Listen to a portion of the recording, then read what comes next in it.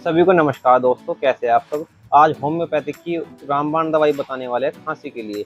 अगर आपको खांसी काफ़ी दिनों से बनी हुई है या गले में दुखन है या बलगम की समस्या आपको बनी हुई है, उसके लिए होम्योपैथिक की एक रामबाण दवाई बताने वाले हैं आज आपको, जो आपकी खांसी 1 से 2 दिन में बिल्कुल ठीक कर देगी। अच्छा, सबसे पहले आपको चैनल को सब्सक्राइब करना है और बेल आइकन प्रेस करना है। उस होम्योपैथिक का दवाई का क्या नाम है, चलो जानते हैं। उस होम्योपैथिक दवाई का नाम है स्टोबल कफ सिरप। ये एसबीएल कंपनी का आता है और 10 ml सुबह, 10 ml शाम तेज गुनगुने पानी में लेना है और आपकी खांसी 1 से 2 दिन में ठीक हो जाएगी। 1 सप्ताह तक यूज करना और बिल्कुल खांसी ठीक हो जाएगी आपकी। चावल खटाई वगैरह बंद रखना, खांसी बिल्कुल आपकी ठीक हो जाएगी। धन्यवाद दोस्तों। अगर वीडियो अच्छी लगी, वीडियो को शेयर करें, चैनल को सब्सक्राइब करें और कमेंट